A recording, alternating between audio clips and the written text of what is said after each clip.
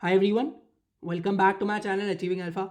And in this particular video, we are going to talk about one of the career choices which you can make if you want to pursue a full-time career in the stock markets.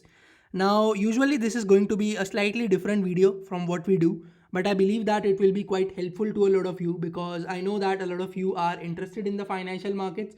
That's probably the reason that you are a subscriber or a regular viewer of this particular channel. But usually, when we talk about a full time career in the stock markets, one of the first options that people say is to become a full time trader. Now, of course, that's a great choice and that's quite fascinating, but it has its own pain points. Firstly, you would need a reasonable amount of capital to start with because with the new margin rules coming in, it's not very easy. And the secondly, you have to basically put some return at the end of the month because since it's your primary source of income, you are dependent on that, and maybe you have to support a family or maybe need some money for your own expense. So certainly that is something which a lot of people do, but it's like running a business. You have to be responsible for everything. If you're doing good, you have to be responsible for that, and if you're doing bad, then you are only responsible for that. So a lot of things come into that, but another side of the picture which is quite lesser explored by a lot of the new people in the stock markets. Now those who are pursuing an MBA or those who have that finance kind of a background, they know about these particular things, but usually people don't look at these particular options when they want to pursue a career in the financial industry or the markets. So yes, in this particular video we are going to talk about how you can build a career as a quant. Now, why you should listen to me? So for the last 6 months I have been looking into opportunities in this particular sector, and I have been giving up certain interviews with prop trading desks, hedge funds, and some of these firms. So yeah, basically I have acquired some good amount of knowledge about this particular domain, and I basically want to share that with you.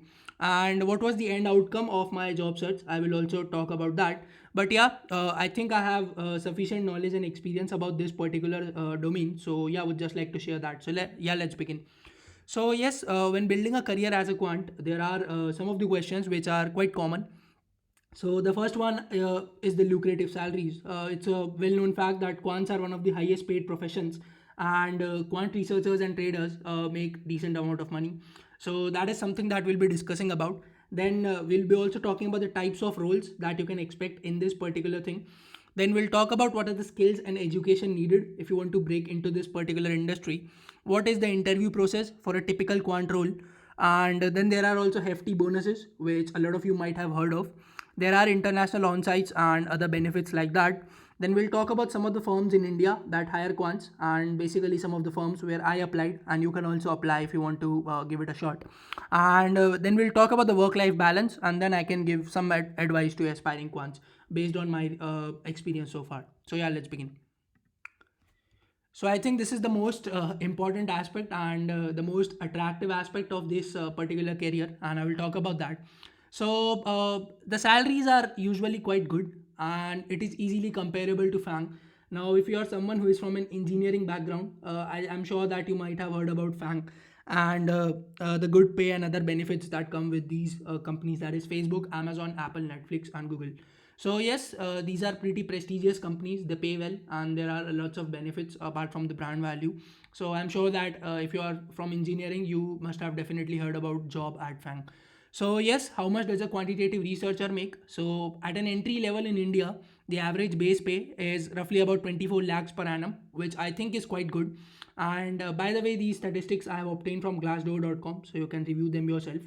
And yes, so 24 LPA at a starting level is really good. And this is just the base pay. There is profit sharing and bonuses at the end of the year based on how you performed, or basically how your strategy performed, and whatever return you help the firm achieve, some cut or some part of that is given to you as a bonus.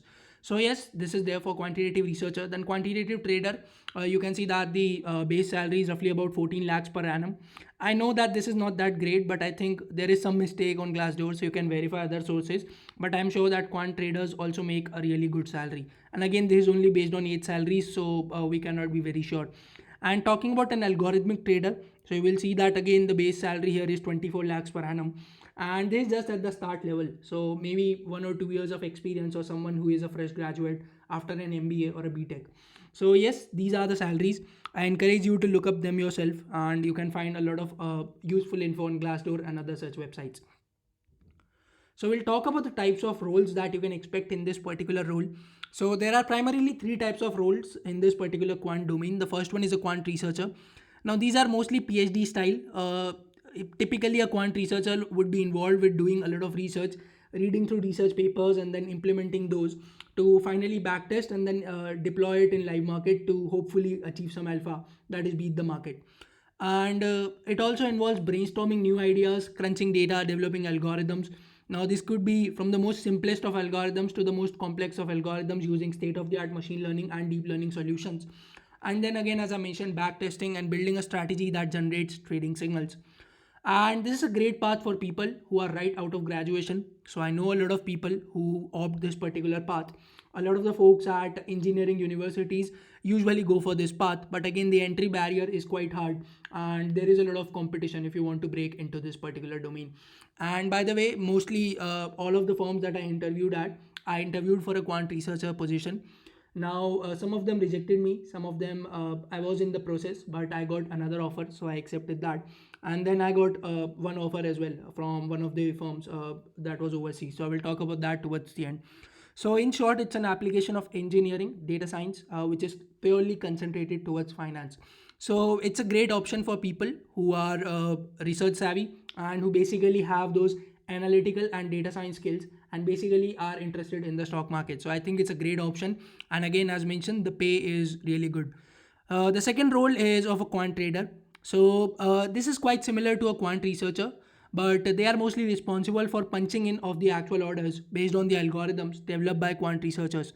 So in a lot of firms, quant traders and quant researchers are kind of same, but yes, the main difference here is that the quant trader is actually responsible for punching of the actual orders. And then these are basically the decision maker and also risk manager in some cases. So they have to take the decisions and they also have to manage risk in some cases.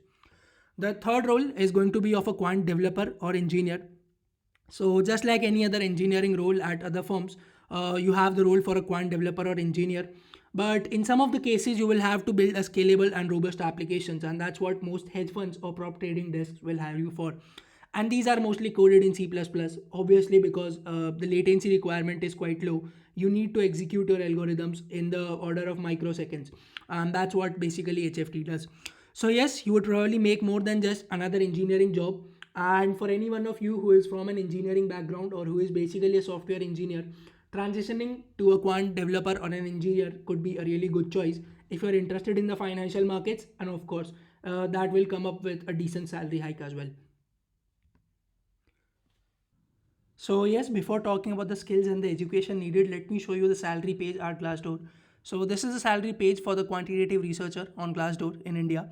And that's why you will see that basically here are some of the companies that hire for a quantitative researcher role. And these are the average base salaries mentioned in Indian rupees. So you can see that JP Morgan offers roughly around 21 lakhs per annum. And this is only the base salaries. There are other benefits as well, and the bonuses, of course. Then World Quant is another firm which is quite famous, and that offers around 35 LPA.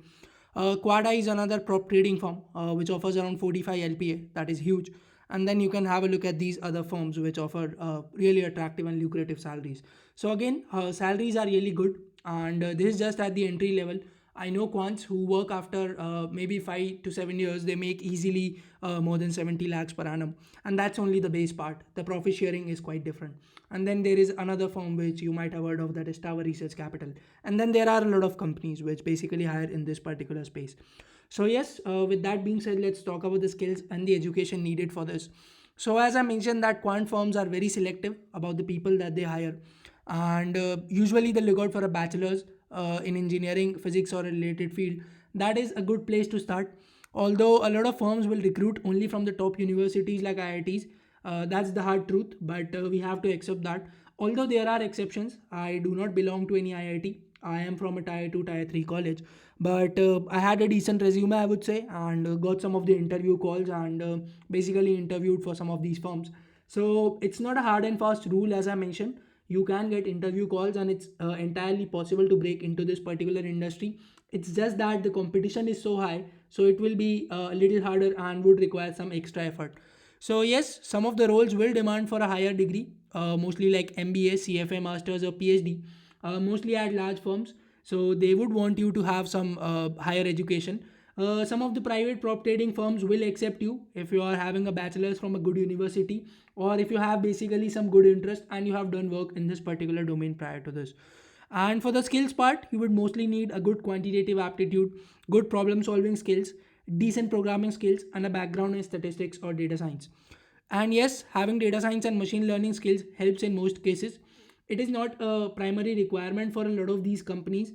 They would primarily test you on the above skills that I mentioned. But yes, having data science and machine learning skills always helps. You might ask why. So the reason is simple. If you are proficient in data science and machine learning, that means that you have a decent knowledge of applied mathematics, and that's quite an essential skill for these particular roles. Then next, having knowledge about financial markets and different asset classes is a cherry on the top, because at the end of the day you basically have to generate alpha somehow. So if you already know about the financial markets, if you know about derivative products like options, options pricing models like Black and Scholes model and different things, then you definitely have a competitive advantage over other candidates. And yes, having a decent understanding of above all makes you a rock star definitely, and it definitely puts you ahead of the competition.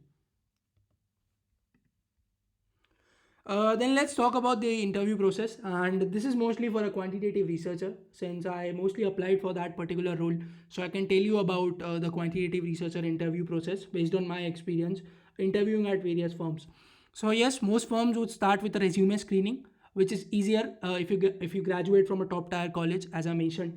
But there are exceptions, of course. Skills and interests definitely matter. So I told you that I belong to a tier 2, tier 3 kind of a college, and I only have a bachelor's. But my resume, I think, stood out quite well, and that's why I got interview calls, because primarily I had prior knowledge of financial markets, and then of course, if I had a data science or a machine learning kind of a background, so that definitely helps. And yes, after resume screening, there is generally another layer of screening that could be an online test, testing your programming skills, stats knowledge, and problem solving. So, out of all the firms that I applied for, most of them first, after screening my resume, asked me to appear for an online test. Now, this could be on HackerRank or any other popular testing website, where they were generally testing me on programming, some data science, and some statistics knowledge. And yes, post there are generally 3 to 5 rounds of one-on-one technical interviews, and this could be with a quant, a senior quant, and the last rounds are generally with the hiring manager or even the portfolio manager in some cases. And these will typically test you on programming. Now, when I say programming, they generally mean data structures and algorithms. You need to be very proficient if you want to break into this particular domain. That's a primary requirement for them. Then there's probability, of course, there is statistics, there are puzzles, and there are problem solvings as well. And if you would have a prior experience in data science and machine learning, then you can also expect one round which is entirely dedicated to testing your data science and machine learning skills. Because for a quant researcher, at the end of the day, you need to have a lot of skills that a data scientist possesses. So that's very important. So yes, problem solving could include things like brain teasers. That's quite common. Now I remember that I was asked a lot of brain teasers and problem solving questions in these interviews, and that's quite common. And then probability questions are also quite common. So questions from basic probability, conditional probability, Bayes theorem, and so on. And yes, if all goes well, there might be another round of a behavioral interview from the HR and discussions around salary expectations before they roll out the final offer. So this is a typical interview process that you can expect for a quant researcher. For a quant trader, I'm sure this would be quite similar. For an engineer or a quant developer, more focus will be given to programming and data structures and algorithms, because that's primarily what you will do if you're hired for that particular role. Let's go ahead. So yes, what are some of the pros and cons of this particular career, or basically working in this particular domain? So let's talk about the pros. As I showed you that the salaries are quite competitive and they are quite good, especially at an entry level. You would primarily make more than your usual engineering or data scientist job. Again, there are exceptions, but yes, the salaries are quite good. And then you get a global market exposure. So not only in India, these firms and most hedge funds trade across different geographies, and you would really get a really good global market exposure. Then there are international on-sites, as I mentioned. So most of these prop trading firms and hedge funds go out on team vacations at these beautiful places like Europe and USA. So that's another advantage. And then I talked about profit sharing and hefty bonuses. So whatever strategy that you develop or whatever strategy you deploy and that helps the firm achieve some return, so some part of that is given to you in the form of a profit sharing or hefty bonuses, and these are quite high in some cases. And then most of these firms have a nice office workspace and work environment, and that's primarily important to attract good talent to work for these firms. Then there are standard benefits like health insurance, which a lot of other firms also give. Then there is opportunity to work with some of the brightest minds. As I mentioned, that the entry barrier in this particular career is quite hard. So certainly you would be working with a lot of brightest minds from all over the country, or maybe from all over the world. And yes, there are long paid vacations. That's another benefit. There is a high career growth path. And the last benefit could be early retirement. So a lot of the people who work at these prop trading firms or these hedge funds generally tend to make a lot of money, and especially when they grow in this particular field after working for 4 to 5 years. So certainly you can think about an early retirement if you are working in this particular domain. Then what are some of the cons? It's a high responsibility job, no doubt. The teams are usually quite small, and there is a lot of responsibility on you as an individual. So you cannot expect to just sit back and relax. You are paid high because you are expected to deliver. And then the work could be quite intensive sometimes, so it could be long hours and it could be even stressful, so you need to keep that in mind. And the timings could be a little weird in some cases, so it might not be the case that you are mostly working in the Indian markets. You might have to work across a different geography, and then the market timings will definitely affect your work timings as well. And the salaries might not be as high as before when you decide to switch back to a non-quant profile. So let's say that you work as a software developer in some other domain. Now you switch to a quantitative developer role, and then you want to switch back to that domain which is non-quant. So the salaries might not be as high as before, because this high standard of salaries is primarily maintained in the quant industry. And then yes, it's hard to make a switch later in your career.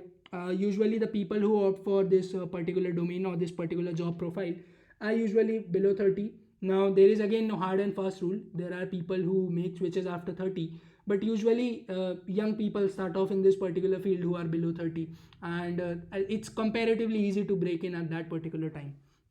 So let's go ahead. Now, let's talk about some of the firms that hire quants in India. So, JP Morgan Chase is one of the firms that hire quants. So, I interviewed for this particular firm, but the role, which was more of a engineer or developer kind of role, but I was looking for more of a researcher role. So, I ended up getting rejected here. Then, Morgan Stanley is another firm which hires for this. World Quant, I talked about this. Goldman Sachs, I'm sure a lot of you might have heard about this. Now, the openings for quant roles are relatively rare for India offices, but the developer roles are quite a few.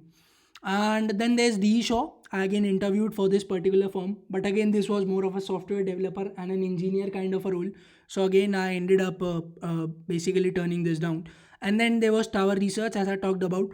Now, Tower Research is quite selective about the people that they hire. They usually visits only the top IITs and hire only computer science students for quant roles. And these top IITs are primarily the old ones, that is Bombay, Delhi, and Kharagpur. And then there are some of the private firms like Alpha Grep Securities, Graviton Research Capital, APT Portfolio, Quad Eye Securities, Open Futures, Futures First, and so on. So yes, these are some of the firms that you can apply to if you are interested to basically build a career in this particular domain. And then career opportunities outside India. So you can go for a master's or a PhD program outside India for better exposure. And these are some of the countries which you can think of pursuing a career in investment banking or in quantitative finance. So you can go to Singapore. I know that a lot of hedge funds operate based out of Singapore, primarily because of the eased out restrictions. And then you can always go to USA. So Boston, San Francisco. Although San Francisco is primarily famous for software engineers roles and more tech savvy roles rather than finance. So I visited San Francisco for about 15 days, and what I found out that there were some of the investment bankers and people who were into quantitative finance, but mostly there were people who were basically in the software engineering on the core tech domain.